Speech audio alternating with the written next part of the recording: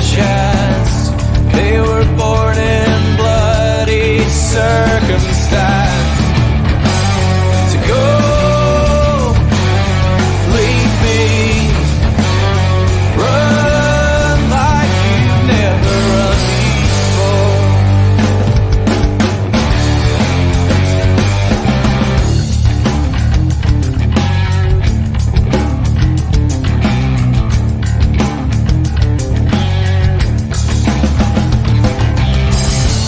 A voice from the underground, given room to breathe, not but be drowned.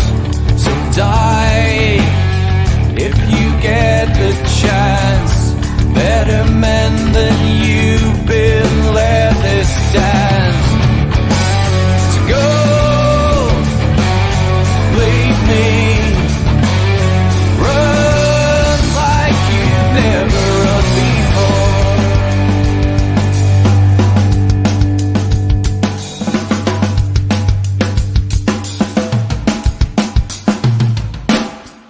I have seen the worst, and there is nothing left for me to hate, so I can lay me down, my brothers, on the ground. I bled today until Coyote comes to raise me up and carries me away. To go, leave me, run like you never did. No, believe me, run like you've never run before.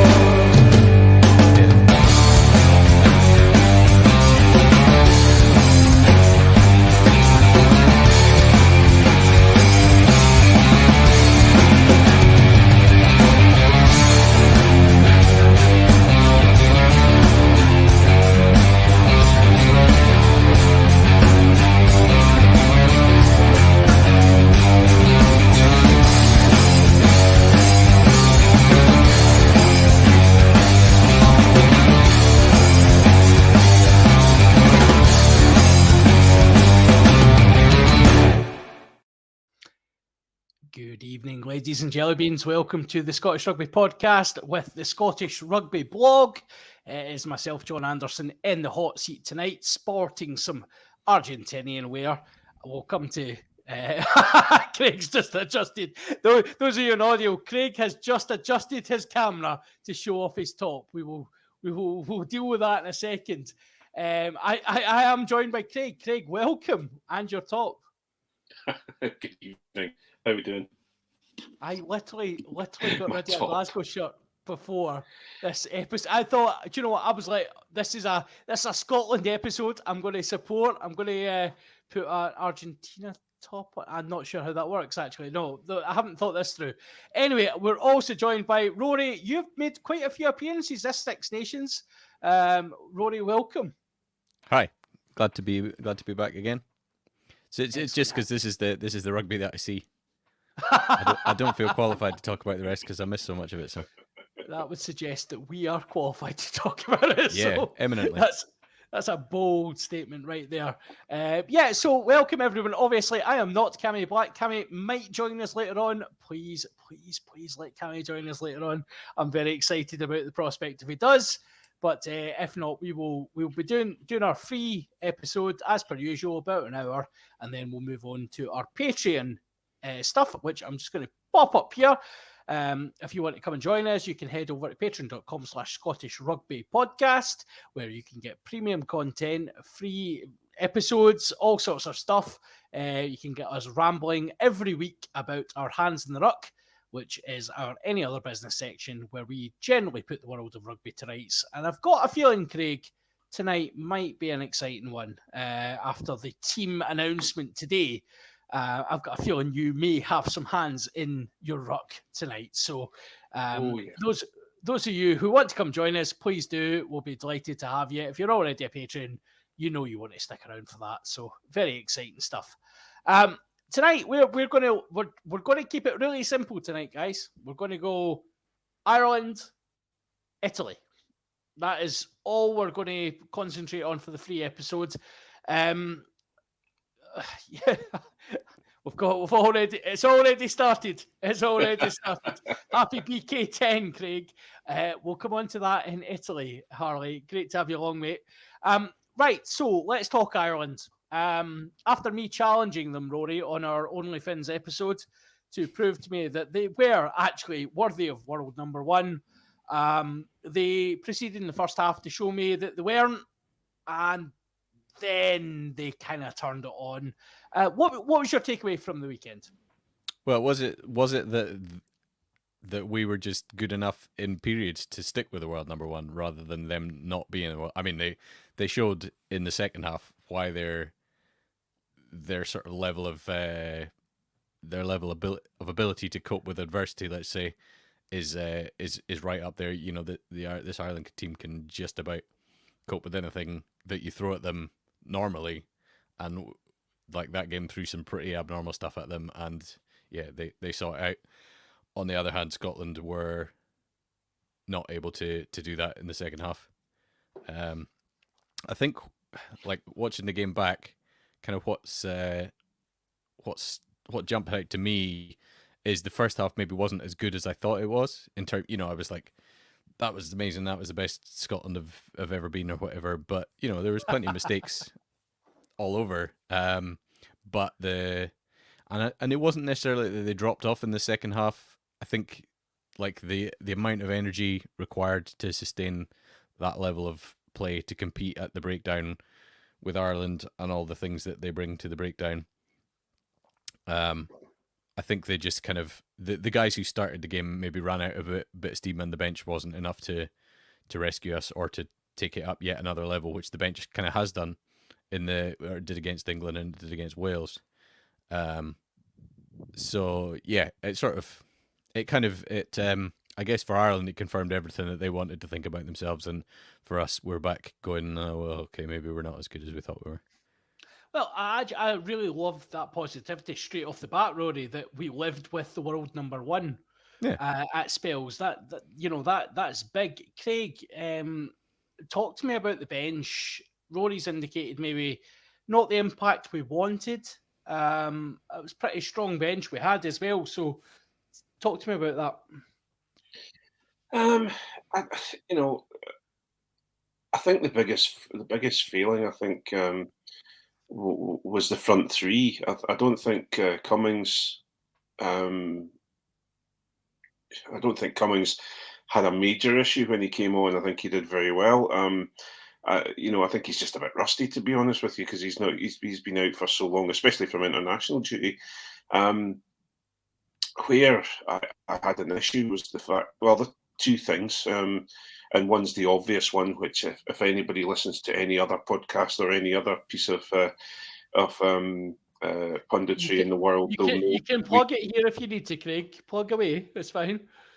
No, there's nothing else. I've not been. Funnily enough, I've not been on anything else this week. But I think it's more the fact that if you have listened to any other podcast, etc., everyone's saying the same thing. Why Scotland could not change their game plan to at least try and give Van der Fleer some problems for throwing in, and I think that for me was our biggest that was one of our biggest failings. And second of all, I just Jamie Batty aside, because he can blow hot and cold, but I just didn't rate the other 2 front row for international duty anymore. And I just think that, for me, a tight head prop is the linchpin of the scrum, and unfortunately, and this is, I'm trying not to be disrespectful to Bergie, to Simon Bergen, because he's been a big player for both Edinburgh and also Glasgow, but he just, I just didn't think he was at the races, and both him and to be perfectly honest, it's an odd ball because you've got three props pushing you down, and and it's an interesting one. But I think we should have done more, and I think you may have found that if we had WP on the bench, and I don't know what. I'm a big fan of Ewan Ashman anyway, so for me, I was, and I'm also not the biggest fan of Fraser Brown as such. So I just felt that the front three let us down on the weekend. I'm not saying it's all their own fault. It's all their fault, but they were a contributing factor to it. Yeah, I think that's probably fair. It was interesting hearing you say Jamie Batty aside, they can blow hot and cold, and actually we've got a completely different front row this weekend on the bench. So that probably tells its own story. For me, I'll come to you now, Rory. We've mentioned Scott Cummings. A lot of Scotland's issues were self-inflicted at line-out time. And obviously losing the one-man line-out machine that is Richie Gray quite early doors did seem to have an impact. Where do you rate that in Scotland's kind of downfall? Yeah, I think, we saw it swung us back to before the Renaissance or whatever we're going to call it. Renaissance. When Richie wasn't in the team and we were like, oh, why is the line out so appalling? And then he came in and it sort of seemed like it fixed a lot of the problems. I mean, it can't exclusively be that, but that's kind of the impression that you get. And him going off, it went back. Suddenly the line out's misfiring again. Suddenly there's obviously Ireland at the end of the game had an open side throwing in at the line out, and we weren't particularly able to challenge the ball. I think the Sam Warburton on comms was talking about why don't they throw up a big pod. Martin Johnson couldn't believe it. Kev Miller put out some stats saying that we did actually challenge the lineouts, but I mean I didn't watch the game back. I wasn't sort of paying close attention to them all, but the one that I did watch, yes, Cummings went up at the front, but he was going up reactively because Ireland went up at the front as well. He wasn't just getting up and getting in the way and making a nuisance of himself, which you kind of get the sense Richie would have done. I mean, somebody made I think it was maybe one of the commenters on the blog made a kind of obvious or an obvious point that if you go up and you miss, then the ball's going over the back to where they want it to, and half your forwards are further away from the action. But I think that's a risky take with a guy who, well, maybe he was practicing lineouts. Who knows what Ireland get up to? They seem to be pretty well prepared for the situation. But your expectation would be this guy can be put under pressure because it's not his day in day out job on a rugby field. So there was a bit of that. I mean, there were multiple examples of game management. From about the 5 minutes going into half time right away through the end of the game, where Scotland didn't perhaps show the cool heads that they've shown to this point, and I think that hurt him.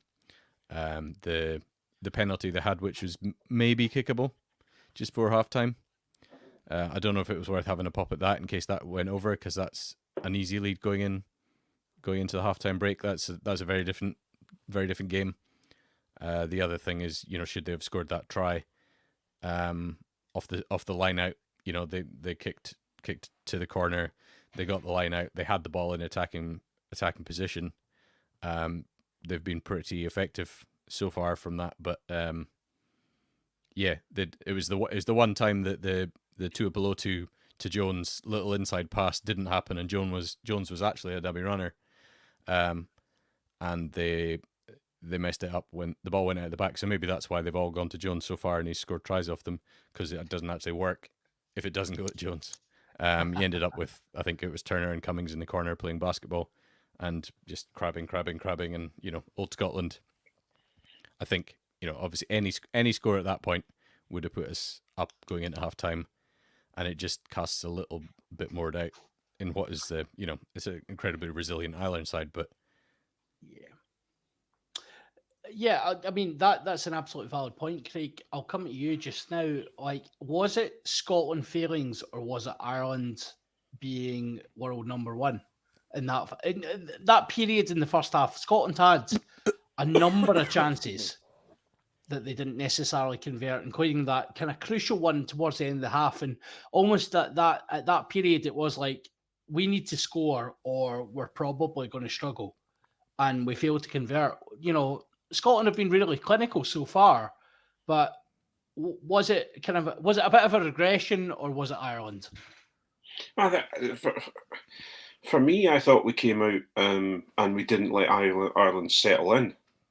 And I think for me that's where we were at our strongest in the first half. And I actually sat there thinking, okay, we've got a game here. So it was for me. I think it was very much. I thought we just didn't let Ireland settle in, or we played to our potential in the first half against the world number ones. So I think we did a good job. It just seemed to be that. And Rory's just said it there 2 minutes ago, or a couple of seconds ago.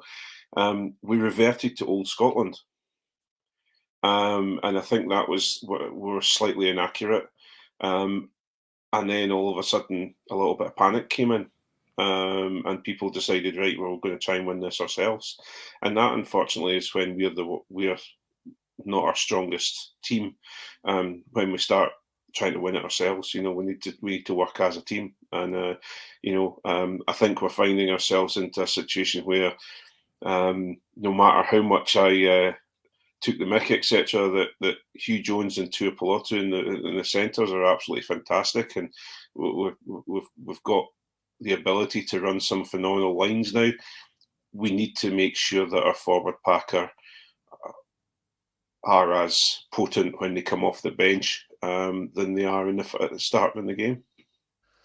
I've got it written down in my notes here. I'm inspired by you, Rory, taking notes. I thought, I would sit down whilst I waited for you guys to join me. So, there was approximately 2 minutes or so where I thought I would write a flow chart of where I wanted to go today. And all I've just written is Hugh with an exclamation mark.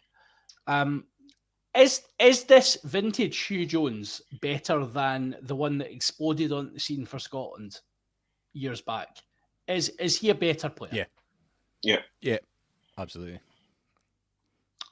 Do you want more information on that? No, I mean, I can live with that. But I think definitely. Obviously, the big question for a long time was his defense. I think he's proved in the Six Nations that midfield unit is working in attack and defense. Because the worry was, okay, what if you get rid of Chris Harris to bring in the attack, but you end up playing a team like Ireland and you don't get as many chances to attack? I think he's shown not only can he kind of live with those spells, but having him as a running threat has been invaluable. I mean, he had another. I think at the weekend, probably Tuipulotu and Jones were probably the only two players that kind of outshone their opposite numbers. I thought they were brilliant again. I'm sure there'll be some Irish comments coming in that disagree with that, but yeah, for me they've been brilliant. I think it's attack or defense. It's the ability to do both. That's kind of what we've been lacking, and it means that the back three actually didn't go amazing again, but at least we've got that attacking threat through midfield now, so that the back three will get back onto their game at some point, I hope. Okay. Yeah, I think Hugh Jones has got the opportunity to probably push both Duhan van der Merwe and Stuart Hogg for top try scorer for Scotland if he keeps going the way he's going. I think but the big difference for me, apart from his defence, which I think was always the biggest question mark over him, for me, I think he can, and we'll maybe see this at the weekend. No matter who is 10 for Scotland, I think he can still be an incredible threat to everybody that he plays against, with him and Tuipulotu. I don't think it's I think the first iteration of Hugh Jones fed off Finn Russell quite dramatically, because and I know we argue about it, John, but I didn't see him and Sam Johnson really as the mind melded pairing that Tuipulotu and Hugh Jones are now. No, I would agree with you. I think Tuipulotu, for me, right, so I still think Sam Johnson's got a lot to offer. I think he's a very, very talented. I wouldn't take away from that. Midfielder. Yeah. I think Tuipulotu is a step ahead of any 12 we've had in a long time, if not potentially ever. Let's throw it out there. Let's just really annoy Craig Chalmers. Is Tuipulotu better than any 12 we've ever had? Quite potentially.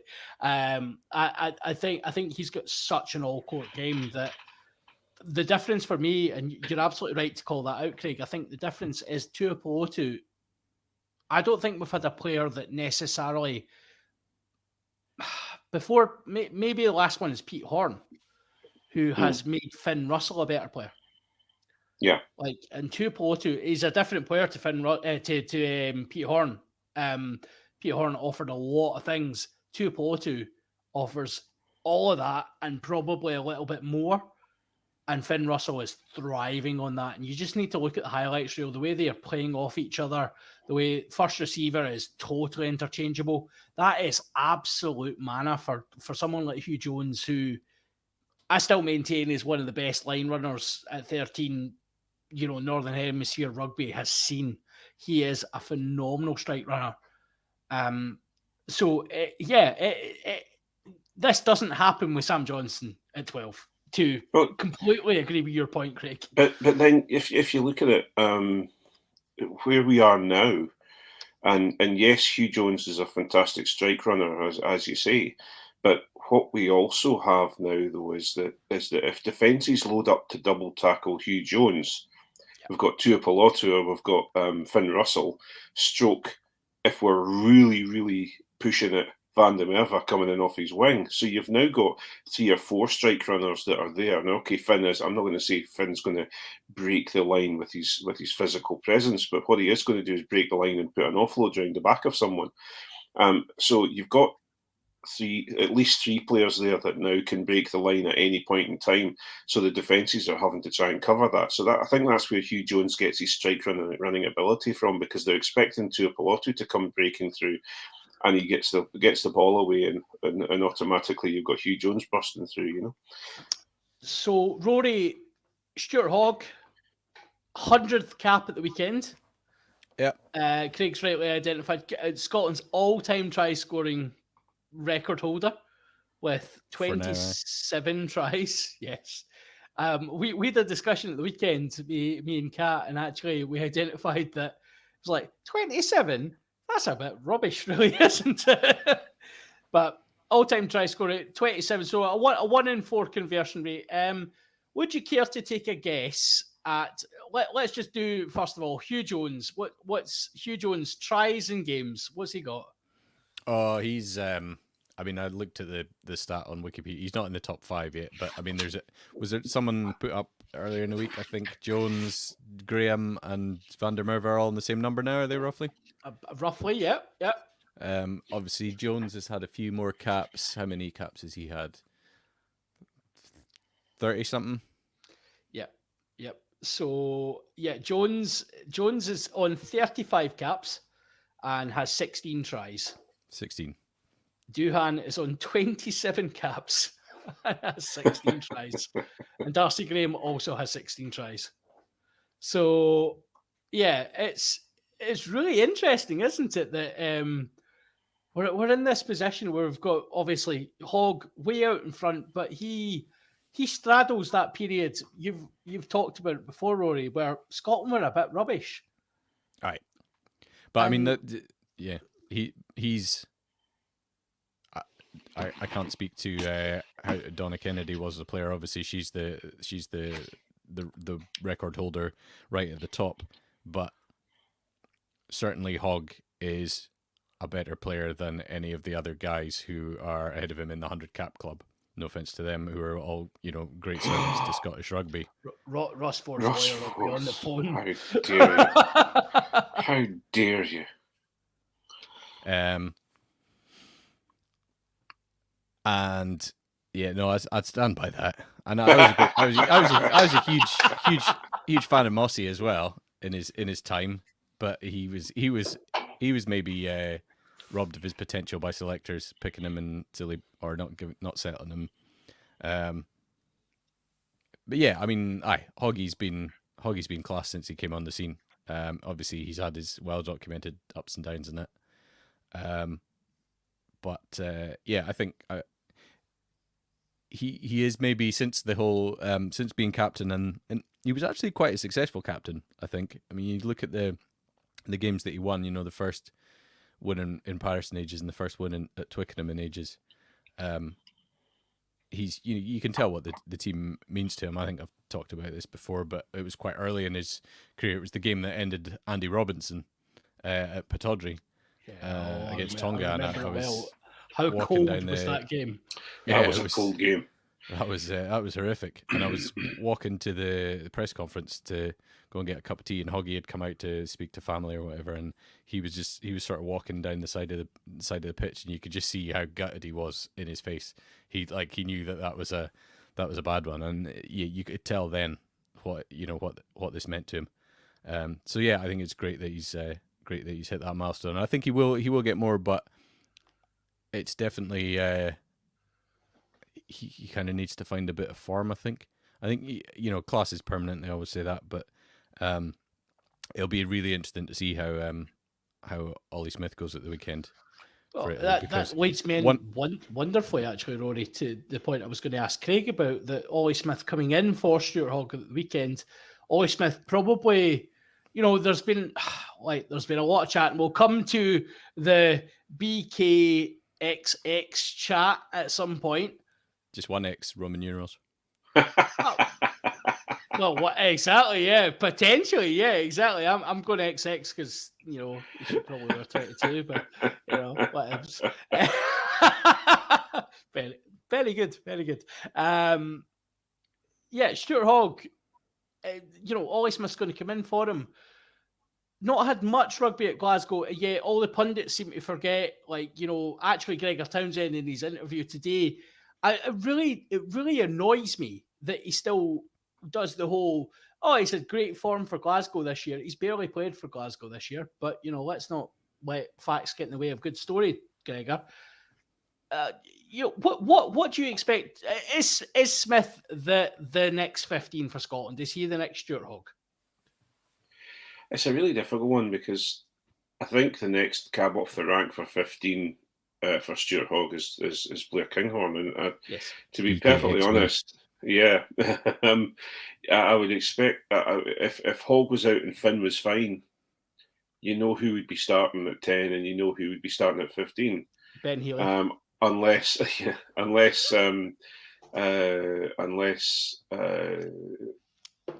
Townsend is sticking with the fact that he has Blair Kinghorn on the bench to cover three different positions. So I think it's one of those situations where there's obviously Blair, and we can talk about this later, but obviously Kinghorn is needed elsewhere because he knows the systems and he knows where he is, etc., and he knows what he's doing when it comes to 10. So Ollie Smith is coming in to cover 15, but I think if he's getting that promotion into 15 mainly because the two players are down. That are, the two, Finn Russell and Stuart Hogg are down. There was obviously a lot of talk, and I was talking with you guys about whether Ben Healy actually gets his cap and gets to start, but I think he is just. We'll soon see when he comes on. But I think to be, as I say, to answer your question, I think Blair Kinghorn's the next cab off the rank at 15. But Ollie Smith has been impressive when he first started. He's done all right. So we'll wait and see. Yeah, and just to kind of close off the Ireland coverage before we go into the Italy, we've got the squad for Italy. We'll come to that in due course. Finn Russell, Rory. A lot of criticism of Finn Russell at the weekend, as per usual, as per always.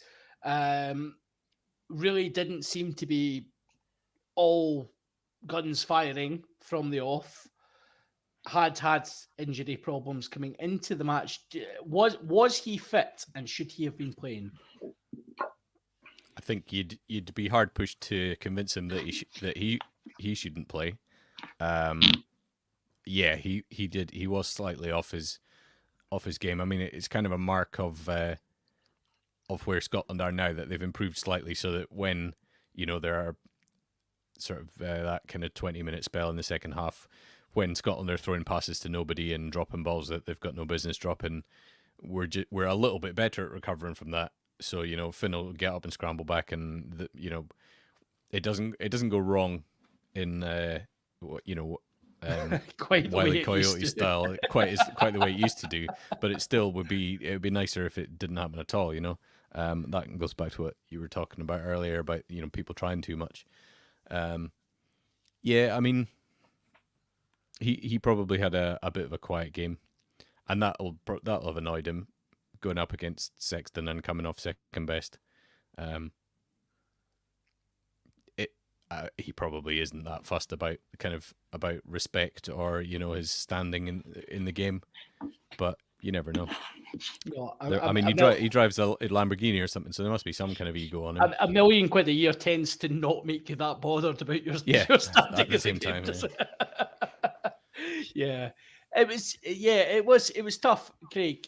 The Scotland fans, as always, like you've experienced this with Blair Kinghorn as well. We do love to pile on to a player, don't we? And even when it comes out after the fact that a player's injured or a player has been struggling with an injury and has come in and has done a job. That first half was really, really solid. Yeah, we didn't convert chances. I don't think any of that was Finn Russell's fault, frankly. I think he created a lot of opportunities. And you've got this situation where fans are piling in. And I've talked before about Finn Russell. And we often go to, just because he hasn't done the absolute miracle, he's had a bad game. Where did you stand in his performance? What do they want? I'm sorry, but what do they want? Miracles aren't real; they don't happen. Well, the thing is, it's a miracle we've got a player of Finn Russell's capabilities in the Scotland team at this moment in time. I don't know what Finn Russell with an injury is worth 10 times any other 10 that's ever played for Scotland. I'm sorry, but it's the truth. And what did Phil they want? Gottman has entered the chat. Well, we are talking Italy soon, so I do apologise for Phil. No, I agree. But it's the same thing. But it's the same thing that everyone. I'm sorry. How dare you turn around and sit and blame one player? Especially, no matter whom it is, you don't blame one player for a team game's loss, unless that player, went out and started punching everybody and got sent off and got somebody else sent off at the same time, and he was out drinking the night before and it was all in the papers. Yeah, okay, you can have a wee go at him, but it's the whole team that are playing. It's not Finn Russell that is causing the team to lose. He played as he usually plays. He may not have had the shine on him as he usually does, but it was a big pressure game. It was against the world number ones. Did they not? I thought they shut him down quite a lot. So, a good defence can shut down Finn Russell, and he has to then bring all of his tricks out his bag. And if he's not feeling up to it, if he's injured or he's worried about this or that or the other, of course he's not going to pull all the tricks out of the bag. So, just get a grip, people. That is an early contender for Hands in the Ruck right there. Well done. No, you're absolutely spot on. Like, we are Alan McDonald's friend of the pod, and we'll come on to Alan's achievements soon, but we should be aware, being so hard in our ears, to switch gods. Remember when Scottish fans made Gary McAllister hit the feck it button and retire from internationals? Absolutely.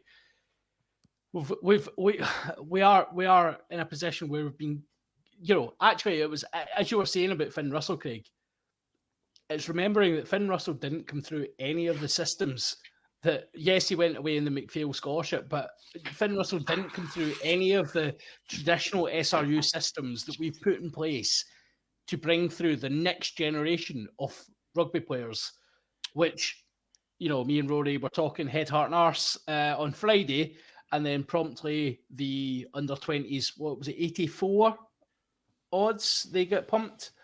82 maybe? 82, absolute But scudding. 80 something. So, you know, the system that we've put in place to bring, and there's no doubt these players will go on.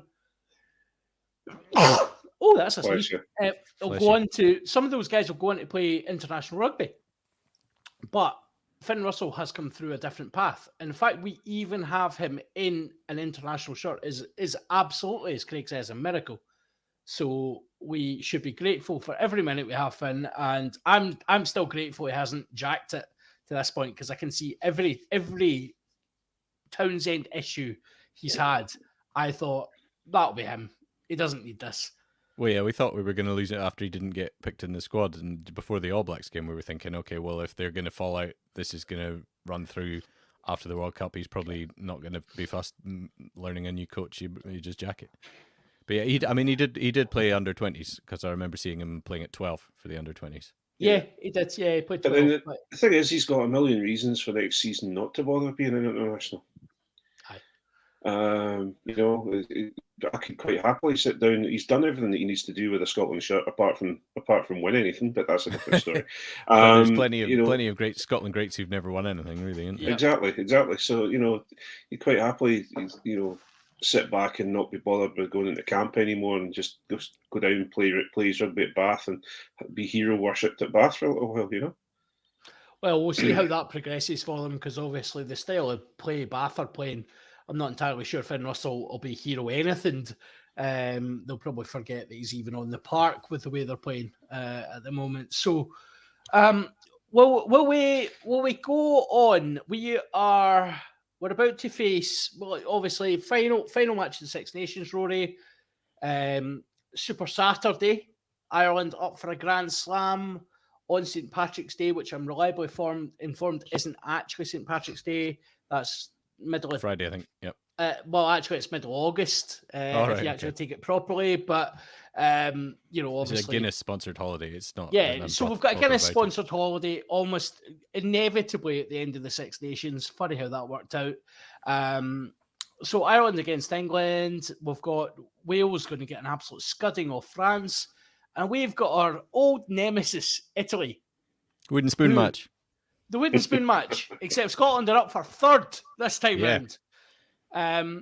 Italy, who at the weekend, can I just call it, were so Scotland. It was ridiculous. Massive match against Wales. They obviously targeted it, given how rubbish Wales have been, and they absolutely kicked it. It was horrendous. What Italy are we going to see turn up at Murrayfield on Saturday, Rory? I shudder to think. I mean,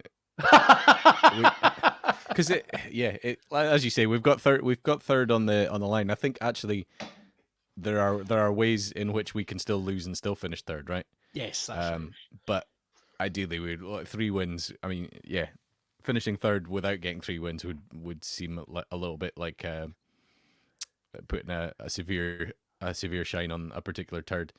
I think, yeah, I mean, Italy, they always target the Scotland game. They have, even before we were any good and before Wales were rubbish enough to be worth targeting. You know, Scotland was the game that they targeted because of our perceived not being as good as the other sides. I think we've hopefully proven in this tournament that we can actually be as good as the other sides, at least for long periods of a game. And so with that, you would hope it's not going to turn into an arm wrestle. Obviously, we're without a couple of our big guys. They're missing a few of their players as well. But ideally it'll be quite similar to Scotland Argentina in the autumn.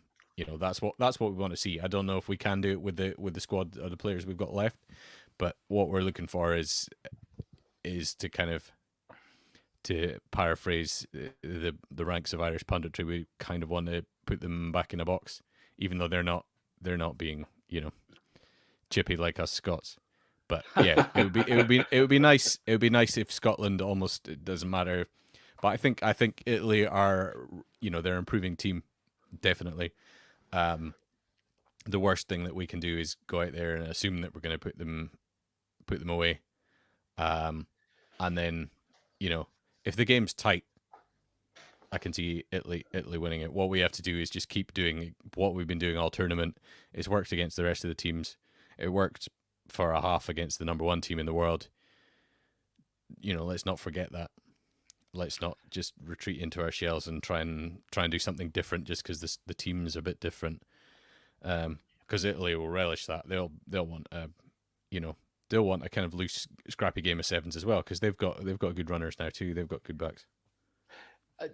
Craig, so it's interesting talking. Obviously, personnel wise, right? So at the weekend, I was speaking to Kat on Friday, and we were talking about Italy Wales, and it was like, so Italy are favourites for the game, and then I said, well, but what about Capuzzo's out? So Tommy Allen's playing fullback. And then I was promptly corrected and told Tommaso, that's what he likes to be called. And I was like, well, he'll always be Tommy to me. And I got told off for that as well. He's Tommy again now, is he not? He's Tommy again now, yeah. He's he Tommy? On the team sheet. Tommy. Tommy at Quinn's. And right. Okay. I don't know what he is for Italy. He was Tommy on the team sheet that was announced on social media. Okay, well, but then on the TV it was Tommaso. So that's just given me a lot. Remember when VP became Willem for a while when we were trying to pretend that he was Scottish. Scottish, yeah. And now he's back to VP again because we just know he's a legend. It doesn't matter what his name is. Ridiculous. Italy's depth is so for me. Italy are an improving side, but ultimately it's back to Scotland, kind of mid to late noughties, where you've got players who are capable of winning games, but you've got depth issues. Obviously, Scotland are facing their own depth issues at this point, Craig, which leads me beautifully into the chat. BK10, the experiment continues. The experiment, as everyone has been. Oh, the experiment's over. No, it's well and truly back on, boys. Settle down. Is it though? Is it? I think he's. I think they're putting him in because he knows the system, see how things are going, get a fair few points ahead of Italy, and then bring Healy on and put him back to 15. I think Ollie Smith, as you say, hasn't had a lot of game time, so they're going to see how things are going with him. And then if things aren't going great, then they'll put him back. They'll put Blair back to 15 and bring on Ben Healy. Ben Healy's going to get capped this weekend. He's got to. They brought him over and promised him he was going to get this. So, and to imagine. I think it was you, Rory, actually, that mentioned it on social media. I think it was that Scotland are playing 2 Edinburgh 10s. This weekend. It wasn't you, but I wouldn't have noticed that. I'm not observant enough. But I think, but you're looking at, for example, Sam Skinner's coming in the second row, and we're talking about the second row talking about how bad the lineouts were, and Gilchrist, no matter what anybody says, Gilchrist is an incredibly strong line-out caller and line-out runner. He's an incredibly strong player within the contact area. With him missing, you've got Richie Gray. I'm not saying Richie Gray's backing up Grant Gilchrist. I'm just saying that you've got these 2 strong line-out operators there. I don't think Cummings is just there yet, so they've brought Skinner in instead, because Skinner's obviously, he ran the line-out down at Exeter when he was playing and things like that. So he's a strong line-out operator as well. So hopefully he's going to bring some balance in there, and hopefully we'll not have the issues. I'm saying that, touching wood while I'm saying it. But I think, I'm worried about Blair Kinghorn because I'm getting a bit fed up of the backlash and the constant, he's I'm not going to say the words, but he's, well, at the moment anyway, he's got nowhere to go because he'll still get called crap whether he does a great job. on the weekend, but if he throws 2 passes into space where there's no player to catch it, it'll be automatically Blair Kinghorn. He shouldn't be there. He's this. He's that. He's the other. From the same people who have been saying he's been absolutely on form all during the Six Nations, coming off the bench. So I think we see how it goes. I think that is fair. There is a frustration with. I think right. So, nailing my own feelings on this aside, I think there is a frustration with, Blair Kinghorn has come on the wing at fullback and has looked very, very good. And I really, really, really rate Blair Kinghorn as a fullback. Yeah, he has a skill set that is a fullback skill set. I think he's a better fullback for playing 10 as well. And I think he's a better player for having played club rugby at 10. I just worry, and like if he tears Italy apart, I'll be first to admit, good play, well done. And I've done that. I've done that when he played, when he's played well against Argentina in the summer. When he played badly against Argentina, I tore him apart. When he played well, I also congratulated him. I think, like... You tore him apart. I tore him apart against Argentina. I did. No matter what. No, I did. No matter what. I've watched Blair Kinghorn. I think there's basic skills for a 10. I think his skill set is there, almost. He is 95% a 10. In any other era, we look at Blair Kinghorn and go, he is way better than any 10 we've got, right? You compare him to Dan Parks, compare him to Phil Godman, you compare him to Greg Laidlaw played 10. Let's Yeah, I think like in terms of the makeshift 10s we've had, like Laidlaw and Patterson, he's better at miles 10 ahead, than he was. Miles ahead of him. But we're in a different era now, and defences are different. And actually, the fact that Scotland are 5th in the world in this era where you've got New Zealand not very good, Ireland phenomenal, South Africa back on form, England are absolutely kicking it. Like we've got this wild era of rugby just now. In fact, Scotland are 5th in the world in that. You need to demand more, and like Kinghorn's skill set is so close to being there. Like, and with time, he might become a Scotland starting 10. He might be. Like, I'm not going to discount that, but his skill set is just like a couple of percentage points off. Like, his passing game for me is just a little bit off. And I think he'll get away with it. Against Italy, it won't matter. He's going to run the show. He'll probably be man of the match, and he'll score 5 tries himself, one of them doing a somersault. I'm not going to go that far. Hang on. Let's just roll in the sarcasm. But what I would say is that what you might find is that he may have a good game this weekend because they'll be too busy defending the Tuipulotu Hugh Jones channel, and you might find his strong running through and the soft shoulder work that he does. You might find he will get through. And I totally agree. We've talked about this on a regular basis. Blair Kinghorn at club rugby level, at professional club rugby level, he is an outstanding 10 for Edinburgh. Because we're all attack. Yeah. where we tend to lose the head is defence. That's my only concern for Blair Kinghorn at international level as a 10, as his defence.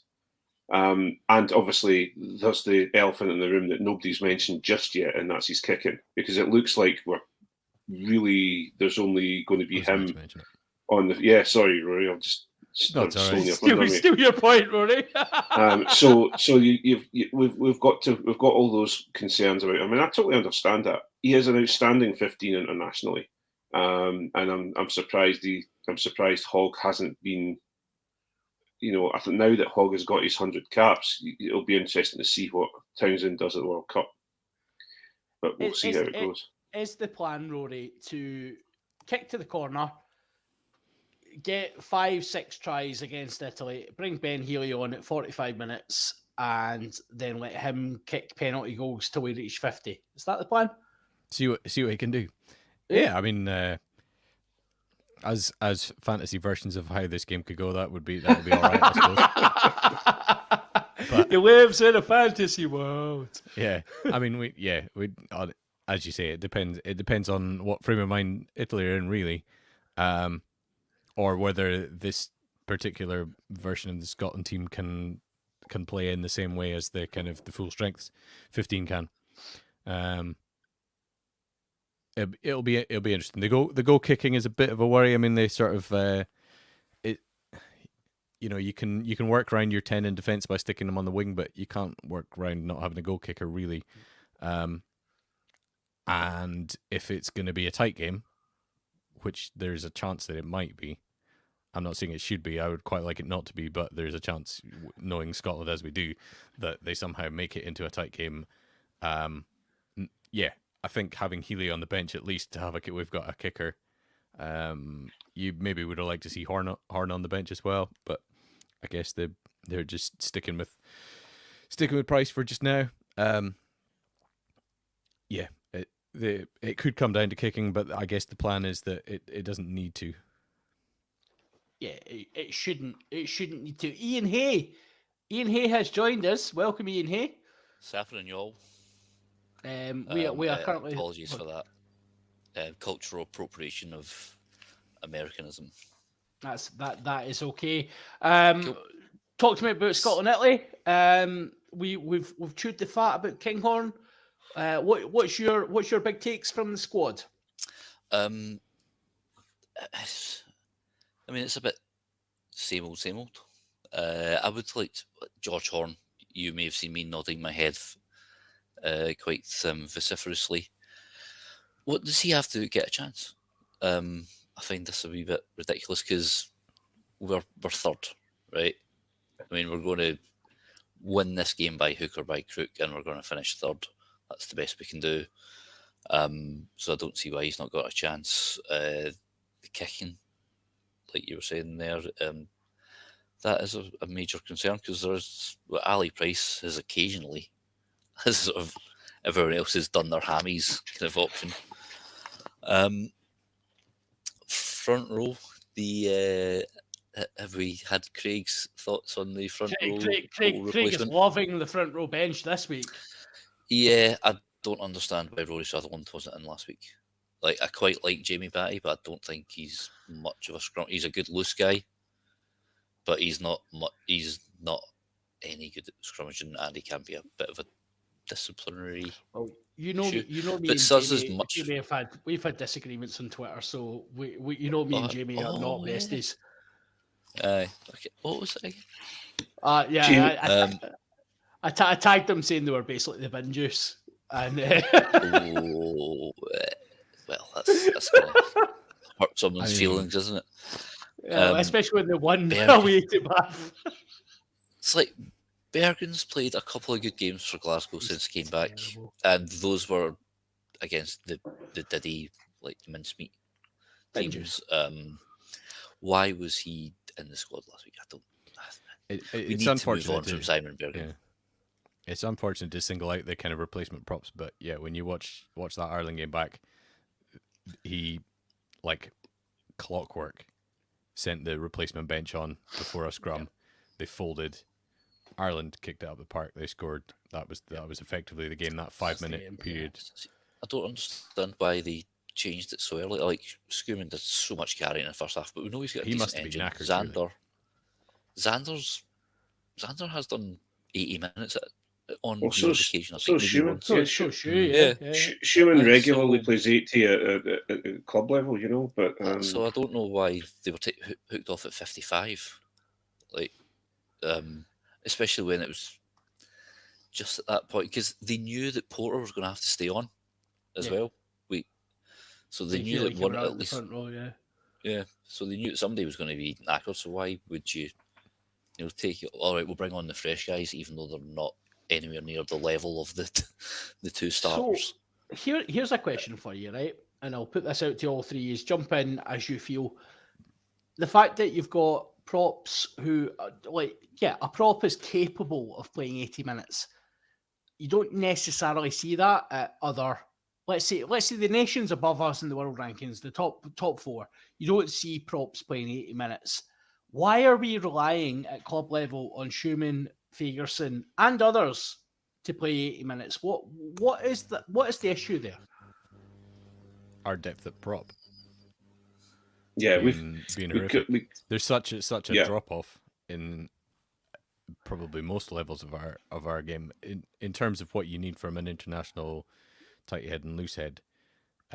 It's I think it was Jim Hamilton. He said, we've got the frontline guys are good, can hold their own pretty much with anybody, and then we've got a sort of good second string. But after that, the kind of third string, if you like, and what's below, there's quite a drop off in quality. But you're sitting with a world class tight head who, yes, is getting a bit long in the tooth, not in the squad. You're sitting with a British and Irish Lion, not in the squad. Is it not a selection issue? I'd count them as the second string. They just weren't picked. They just weren't picked. So basically, we went in with our bin juice, and we've got absolutely shellacked by a team by a front row of props. Yeah, which I think is the future. By the way, you'd expect them to be able to scrummage better than. I think that's the future. Well, the thing is, that's what I don't understand. If you're going to give Batty and Bergen game time, because he's, that's the only thing I can think of, unless they've had an absolutely unbelievable week at training, or the other two are holding a wee injury here and there. We don't know about that. We don't know. But I would have put them out against Wales on the bench. Whereas if you're looking at Ireland, why have we not got, as you say, a British and Irish Lion loosehead, and one of the arguably the best technical scrummagers in the world, or at least in the top three in WP now? You would put them out because you want to rip apart Ireland's set piece, because they've already just proven that they can go through two hookers and bring in a prop to hook for them, where they named them as a hooker. They had it all, and they still monstered us around the place. So, you need to pick and choose your battles if you're going to stick with those. If you want to give all the players their chance, Let's not give Cian Healy the full credit for his hooking, which was, he got pinged once for his breakfoot not being out, and then his breakfoot was never out the rest of the scrums he was doing. But they done what they needed to do. When you've got three props pushing and no hook, tends to be okay. But let's not worry about this. Stuart Schiller has popped up. I've done that. The child Murphy Walker was ahead of Bergen in the autumn. Yeah, he was. He was miles ahead of him. I'm going to be brutal here. I don't get the Simon Bergen thing. I really don't get it. He was crap at Edinburgh. He moved to Glasgow. I called it when he moved to Glasgow that he was mince. He barely played for months, and then he's turned up at Glasgow, played a couple of games, and has looked distinctly average. I just don't get it. He'll be on decent coin as well. He will. Yeah. He'll be on way more than like Murphy Walker or. Yeah, totally. Yeah, I just somebody you could have brought through from Super Six. Yeah. Yeah, but Murphy Walker would be playing this week. This time, though, if he wasn't injured,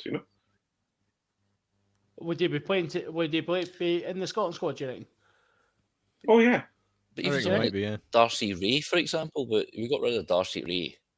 Darcy Ray would Thank be God. cheaper than Sam. Aye, but Darcy Ray's mince. Have you been watching him at Bath? Aye, but is he Bergen mince or is he Darcy Ray mince? My mince is actually steak we discovered today. Right. Anyway, that's enough criticism of the props. Right, Rory scored at the weekend. What's occurring? Head, heart, arse. Go. Head, I think we'll win by maybe 7-8 points. Heart will Argentina them and it'll be like 50 points to something. Arse, it'll be a tight game. They suck us into a dogfight in Italy by two or three. Craigie boy, hit arse. Head as it'll be a close game, just as Rory said. So I think there could be 10 points in it. Heart, I think, is going to be again 20 points in it, and we'll absolutely take them apart. And Arse will be, they come out all guns blazing. Blair Kinghorn has a disaster, and we lose the game. Ian, same question. Yeah, I'm far more optimistic than these two for once. Head, I think Italy. Right, so Italy have lost 5 on the bounce. You know, they had high expectations and they've pushed teams close, and then they get gubbed by a pretty poor Wales team last week. Apologies to Harley. Where's Harley? Oh, sorry. This is a poor Wales team. Compared to other Wales teams, this is a poor Wales team. You're not apologising at all. You're not sorry. No, I'm not. Sorry. I'm sorry for saying I was sorry, right? Because I'm just a liar. Right? No, I think Italy are kind of like, I think they're done. I think they can't be bothered. We've still got a little something to prove, and we're at home. Huey Pilotu is, as much as I think Brex is a great player, and I look at that Italy team and I go, good player. But I think they're at the sort of level of development that Scotland were 10, no, maybe more like 15 years ago. Yeah. You know, they can push teams, but eventually they'll buckle. So, yeah, I think Heads win by 12. Heart, everything goes beautifully. Huey Piloto just rips them apart. The Italians lose Heart completely. And it ends up becoming like and they get a red card, because that always helps. Not always, but I think with Italy it would. Okay. And we end up with a sort of like Scotland v Australia when we put 50 on them kind of result. Or Argentina, as somebody else. That was a similar kind of thumping. Yeah. It was, yeah. And Arse, what's happening with Arse is that Kinghorn's return to 10 is short-lived, because I'm not sure if he was hobbling from quite early on, and he got Gary Ringrose's flying headbutt. Also, obviously, hope Gary's doing well in his recovery. Sorry for being slightly facetious. You're literally just playing because your source was crap for this, Ian. That's all you're playing for here. That's why. I didn't mention. Well, that's why I never mentioned it publicly. Maybe it was a test. Maybe it was like, oh my god, I was going to get Rebecca Vardy. Test. You always get Rebecca Vardy. You always get Rebecca Vardy. You get Wagatha Christie. Wagatha Chris Haid. Chris Haid. Way. Yeah, nice. Right. Yeah, Kinghorn goes off early. Healy comes on, completely mucks up. But I don't think he will. He's pretty steady. Nice. He's a pretty good 10, yeah. Those of you with... to be honest, I don't see how... Yeah, Italy somehow... Oh, it goes the... Oh, God, what year was that?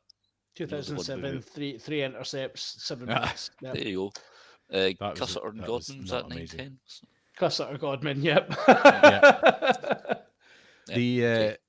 Did we not...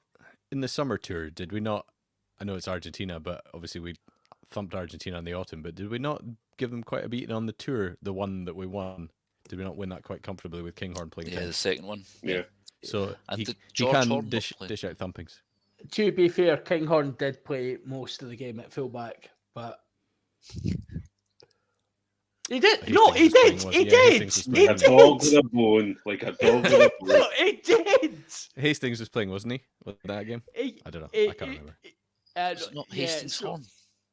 That was like when we got beat by USA or something. No, Kinghorn in the second half on the Argentina tour when we scudded them. Kinghorn was like because your boy Kyle Rowe came on and got injured straight away, and then Kinghorn had to go to fullback, and Kinghorn played fullback from 35 minutes. So he played the majority of the game at fullback, and he looked brilliant. Can't remember who played 10.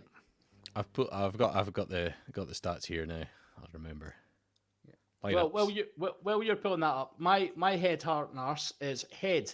I'm going to go a step further than all yous because that's what I do. Scotland should win by 20 points minimum. It should at home against 20 Italy. points in my heart. You said 10. I said 10 at the beginning, then heart. I said 20 points, and then I said Heart. 20 I'm talking head. Oh, my head. apologies. Oh, right, Honestly, sorry. This is once in a lifetime. Should happen. Honestly, goodness. Yeah, it's 20 points. I really think it should be 40 points. To be honest, I've done this a few times. We're a much better team than them. They've had their wee bit of fun. They've had their blowout this season. They're missing their main players. We should absolutely smash them. Even with the team we have out, we should smash them. Hart, Jack Dempsey scores 5. Hugh Jones scores 5. They then they come together under the posts and just hug, and magnificent. And it worked really well for my Jack Dempsey fan fiction. So Mighty Morphin Dempsey Ranger. Exactly, right. I've seen John's graphic novel of Jack Dempsey, and it's a bit sick making. And then graphic they should make a sign, and then they become a dinosaur, and magnificent. Arse is we find ourselves in 2007 once again. I'm not going to say which of the halfbacks throws the intercept pass for 3 of them, but one of them does. And we end up in a position where we cannot recover, and then we are trumped by an Italian 9-10 combo who should be put out to some sort of pasture, but we can't find ourselves back, and we're in trouble. So that's my head out now. Rory, have you got that Argentina team? It was Ross Thompson came on. You were right. Rory Hutchinson went off early or just before half time. Kyle Rowe came on, lasted 10 minutes, and he went off. And then Ross Thompson came on for the last half hour, so presumably he was playing 10. Kinghorn started at 10. It was only half an hour then. Fair enough. Who's playing 9? Who were the 9? Who was playing 9? Lineups. Ben White. Ben White wasn't on that. This list is all over the place. It's not sorted by number. Why not? Ben White. It was Ben White. It was Ben White. Yeah. Was it? Yeah. Yeah, because Hornitos started the Chile test, and then he was involved in the first test, but Ben White was the main man. Yeah. Price was on the bench. Who's 21? Price, yeah. Cool. So there you go. They can dish out convincing wins with a white Kinghorn 9-10 axis. There you go. That is what we needed here. Right, we are going to exit Freeview now. You've had enough, you freeloaders. Come join us in the Patreon. Pay your money. Dish it out. Come. If you fancy coming to join us for Hands Are Up, we're going to cut loose. We're going to get some swearies on. I'm sure Ian's known for his vocabulary when it comes to swearing. So there might be a few. I'm off. Hi. Yeah, I was ready to edit that. But anyway, we'll be back. We'll be back next week for you guys to talk about how Scotland have absolutely drubbed Italy. I am not massively underrating Italy. I don't do that. That's not my thing. So is my thing. We'll be back next week to talk about that. Those of you joining us for Patreon, we're going to transition over, and then we'll probably have a couple of minutes just get our stuff together, and then we'll be ready to roll. So our heads, hearts, and arses together. Yes, exactly. Yeah, because some of us need to take pills for that sort of stuff. Yeah, come to the Patreon to hear about Hugh Jones, and Jack Dempsey, human caterpillar. Oh, mate, I genuinely. That's it, the human centipede. I'm going to do a Patreon special about that. Brokeback Scotsman. I don't know how to quit you. Oh dear. Anyway, yes. There's a cap on backwards. It's beautiful. Right. It is good night from me. Good night from Craig, Rory, and Ian. We'll see you Patreons on the other side. Night Good all. night. Ciao. Oh, it's funny because